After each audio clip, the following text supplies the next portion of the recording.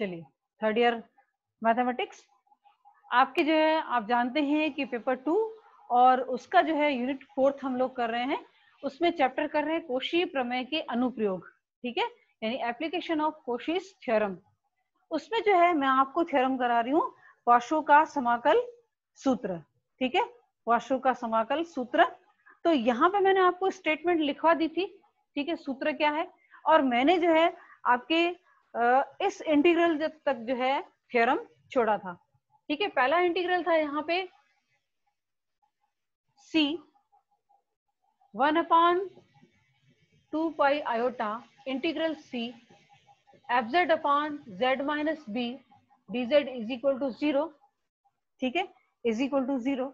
और यहाँ पे जो है इसको अपने नाम 2 दिया था, यहाँ तक मैंने स्टॉप कर दिया था। लेकिन इससे पहले जो है मैंने नाम 1 किसको दिया था, fa को दिया था, 1/2 पाई आयोटा, और यहाँ पे c, और ये हो जाएगा fz/z माइनस a। कौन सा है ये, कोशी का समाकल सूत्र है, ठीक है। अब मैं क्या करूंगी कि इन दोनों को जो हम लोग कंबाइन कर लेते हैं। ये था आपका 1, ठीक है, ये था आपका 1, और यहां तक मैं जो है मैंने स्टॉप किया था। अब यहां से मैं कंटिन्यू करती हूँ। लिखेंगे 1 और 2 से fa minus 0 is equal to 1/2 pi iota integral c fz/z minus a dz minus 1/2 pi iota integral c fz/z minus b dz, ठीक है। अब जो है 1/2 पाई आयोटा बाहर ले लेंगे, और ये इंटीग्रल भी जो है दोनों के लिए कॉमन लिख लेंगे, और यहाँ पे जो है बाहर fz और 1/z minus a minus 1/z minus b, और ये dz दोनों को जो है एक साथ मिला लेते हैं, ठीक है। अब इसको सॉल्व कर लेते हैं। 1/2 pi iota integral c, fz तो आपके पास है ही, ये हो जाएगा z minus b minus z plus a, upon आ जाएगा z माइनस a और z माइनस b, ठीक है, dz। यहां से z जो है कैंसिल हो गया, ठीक है। तो इंटीग्रल जो है कौन सा रहेगा आपके, इंटीग्रल ये रहेगा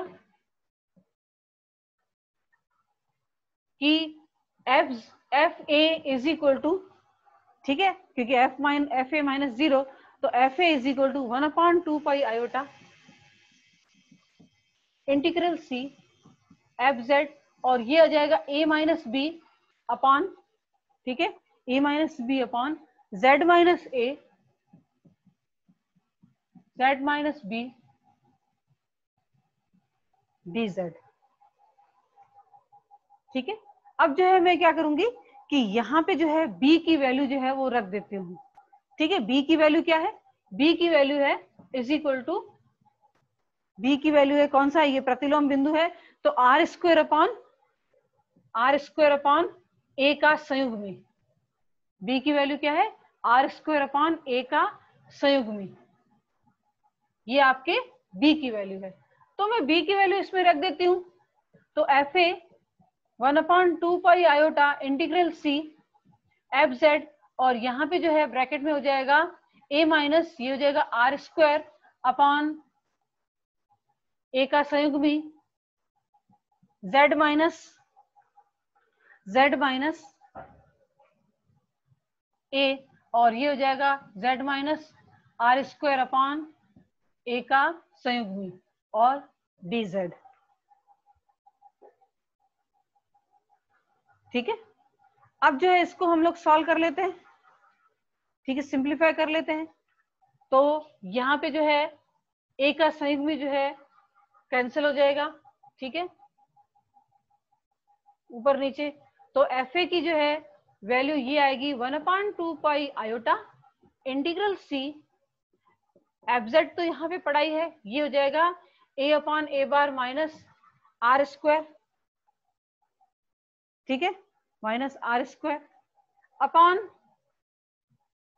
अपॉन z माइनस a तो है ही, ठीक है, z माइनस a तो है ही, ये हो जाएगा ए का संयुग्मी into Z minus are square D Z. ठीक है, लेकिन पासो के जो है सूत्र में यहाँ पे क्या आ जाता है कि f a is equal to 1/2 pi iota integral C R square minus a bar z minus a r square minus a bar z d z, और साथ में है यहाँ पे एफ जेड। ठीक है, उसको क्या करते हैं तो नेगेटिव साइन जो है वो ले लेती हूँ बाहर और इस तरह से लिख देती हूँ, क्योंकि यहाँ पे आप देखो कि स्टेटमेंट में जो है मैंने ये लिखा है। ठीक है, स्टेटमेंट में मैंने ये लिखा है। अब इससे जो है दूसरा निगमन करना है। हमारे पास a is equal to R E की पावर आयोटा थीटा हमने ले लिया है। अब जो है हम लोग क्या करेंगे कि z इज इक्वल टू ले लेंगे कैपिटल आर ई की पावर आयोटा फाई। ठीक है, इसको हम लोग नाम दे देते हैं यहाँ पे 3, इस समीकरण को। ठीक है, इसको नाम दे देते 3। लिखेंगे कि पासो सूत्र का निगमन, अगर मान लीजिए कि निगमन आता है कि भाई पासो सूत्र का निगमन कीजिए, तो आपको पहले ये सिद्ध करना पड़ेगा, उसके बाद आप आगे जो है वो कर सकते हो। ठीक है, उसके बाद आगे कर सकते हो। तो यहां पे हो जाएगा कि माना z is equal to R E की power iota phi,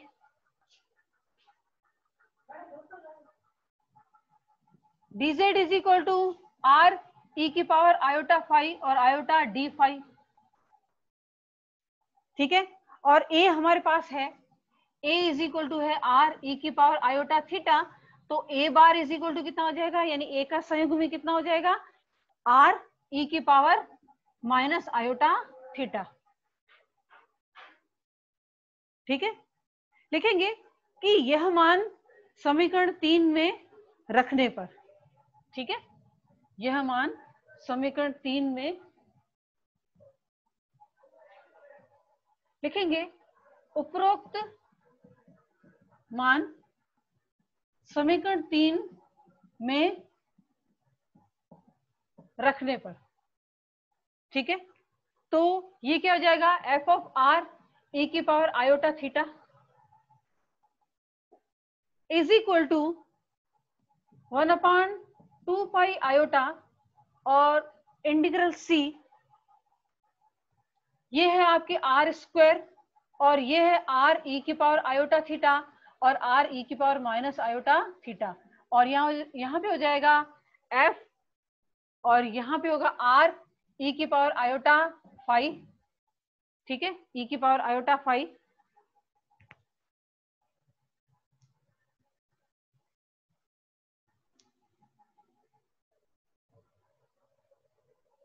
F of R E की power iota theta 1/2 pi iota integral C.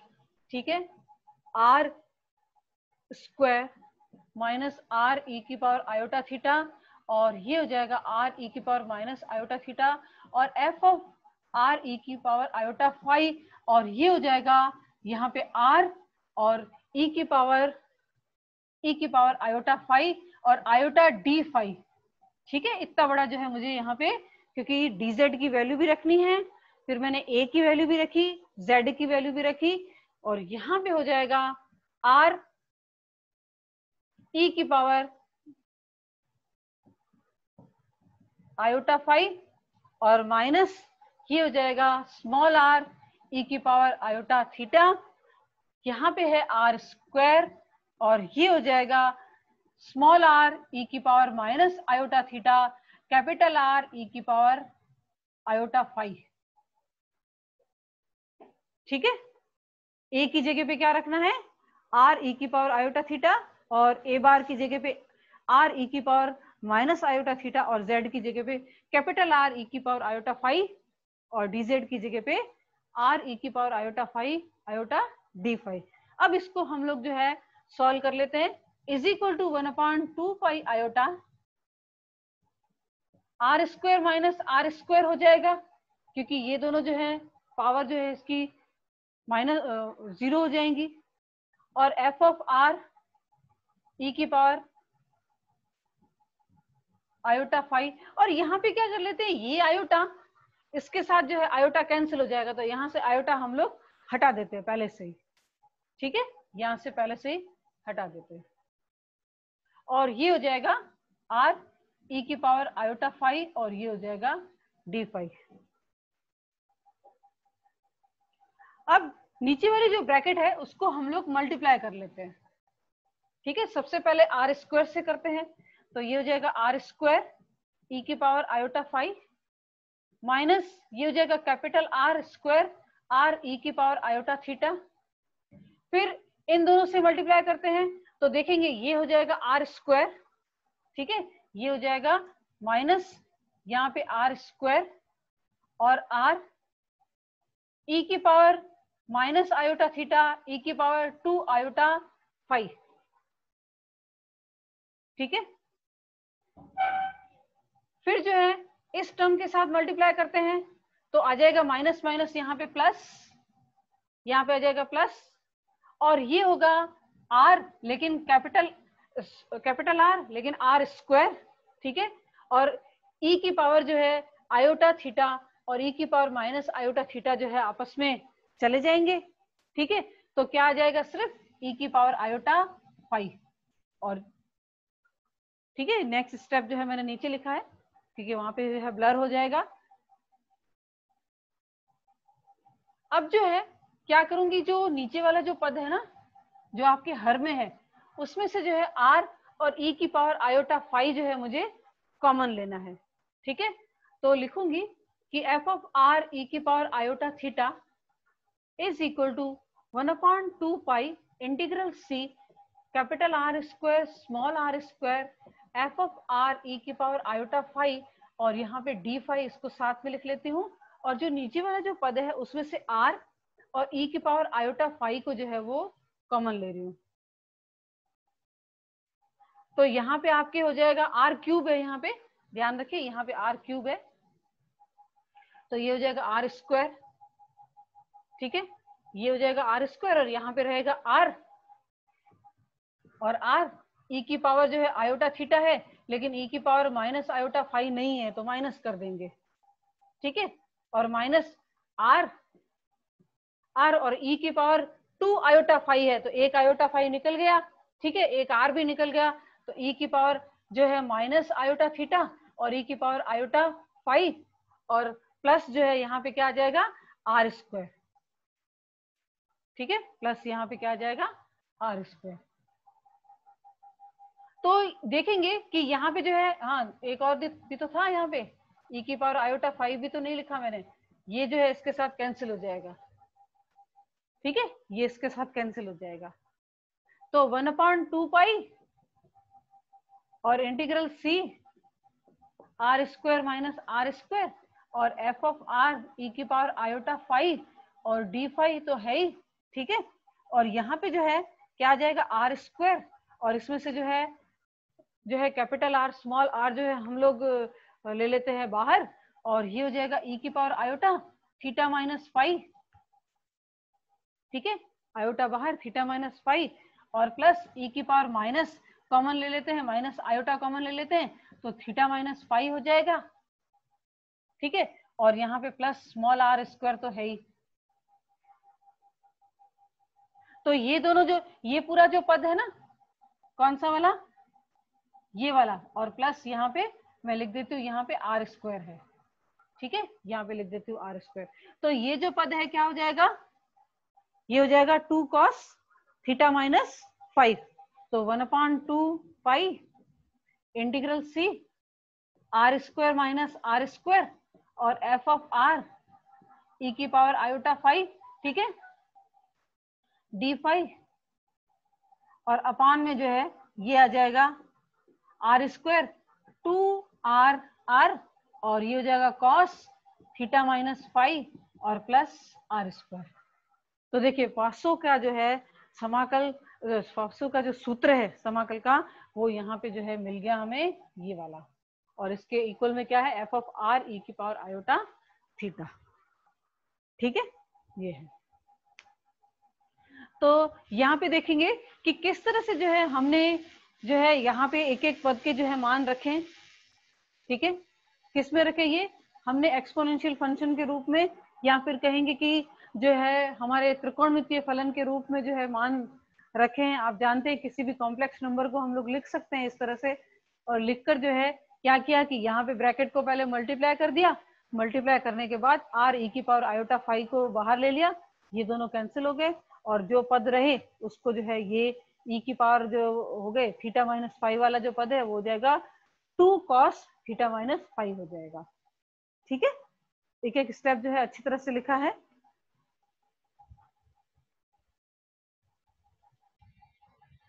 ठीक है। तो ये देखिए कि किस तरह से जो है पासो के सूत्र का हमने निगमन किया। अब जो है हम लोग नेक्स्ट जाते हैं ल्यूवेल प्रमेय पर, ठीक है। तो उससे पहले जो है एक सवर्त जो है फलन की यानी एंटायर फंक्शन की जो है मैं यहाँ पे डेफिनेशन लिखती हूँ, और उसके बाद जो है हम लोग आगे बढ़ते हैं।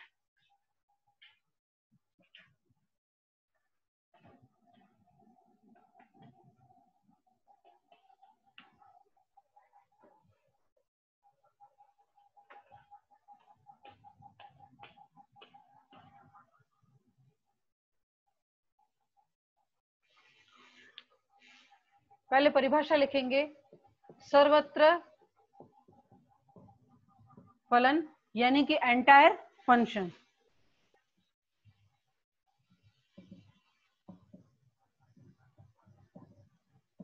ठीक है। एंटायर फंक्शन बोलते हैं कि अगर मेरा फलन जो है किसी परिमित क्षेत्र में, ठीक है, परिमित क्षेत्र में या प्रदेश में अगर विश्लेषिक हो तो वो जो है क्या होता है, सर्वत्र फलन होता है।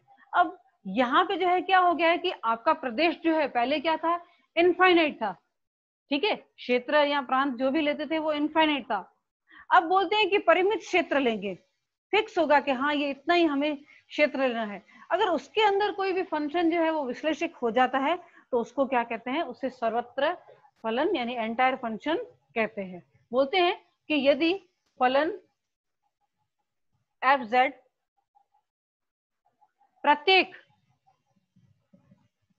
परिमित क्षेत्र या प्रांत, परिमित क्षेत्र या प्रांत या प्रदेश, कुछ भी बोल सकते हैं, ठीक है ना, उसको प्रदेश भी बोलते हैं, और इंग्लिश में डोमेन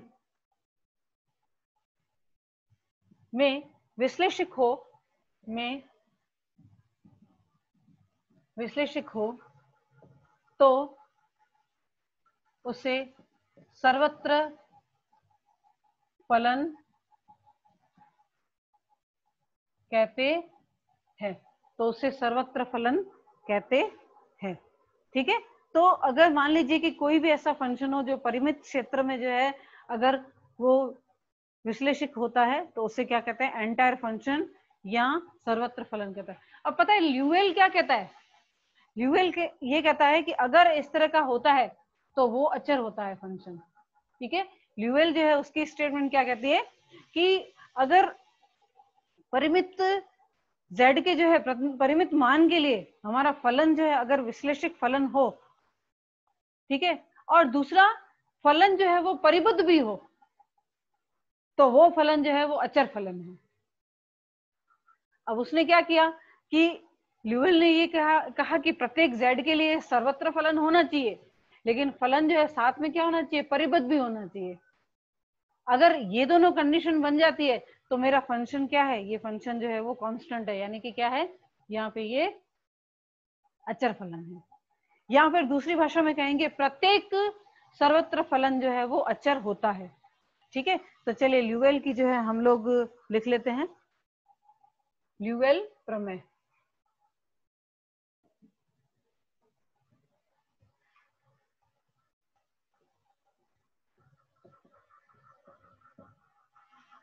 बोलते हैं कि यदि z के प्रत्येक मान के लिए फलन एफ जेड एक विश्लेषिक फलन हो, एक विश्लेषिक फलन हो तथा परिबद्ध हो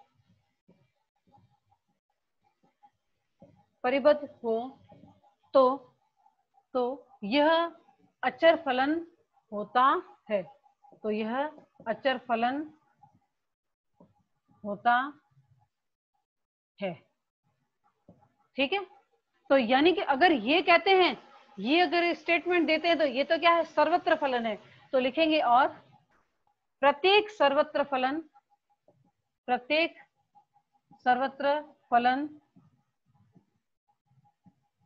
अचर होता है। अचर होता है। चलिए पहले परिबद्धता के बारे में हम लोग जो है विचार कर लेते हैं। अब मान लीजिए कि मेरे पास जो है प्रदेश डी दिया हुआ है, ठीक है, तो उसमें जब भी मैं कोई z लूंगी और ये fz जो है मैं ज्ञात करूंगी, ठीक है, उसकी इमेज अगर मैं ज्ञात करूंगी तो उसका वो जो मान जो है वो क्या होगा, किसी न किसी नंबर से जो है छोटा ही होगा, किसी फिक्स नंबर से जो है, ठीक है, ये क्या होगा, ये फिक्स होगा, किसी फिक्स नंबर से जो है वो छोटा ही छोटा मिलता रहे। जैसे z लूं, मान ज्ञात करूं तो m से छोटा है। कोई भी अगर इसमें से एलिमेंट उठाती हूँ और उसका जो है f के लिए अगर उसकी इमेज फाइंड करती हूँ तो वो क्या हो जाएगा, यहाँ पे ये छोटा होगा। तो इस ऐसे फलन जो होते हैं उन फलन को क्या कहते हैं कि वो परिबद्ध होते हैं। ठीक है, परिबद्ध होते हैं। और उसको डिफाइन भी इस तरह से करते हैं कि fz is less than equal to m for all z belongs to d, for all z belongs to d, इस तरह से। तो ये जो है फलन क्या होते हैं, परिबद्ध होते हैं। ठीक है, ये परिबद्ध होते हैं। तो यहाँ पे जो है ये क्या कहता है ल्यूएल कि अगर वो सर्वत्र यानी विश्लेषिक है और परिबद्ध है तो वो अचर फलन होता है।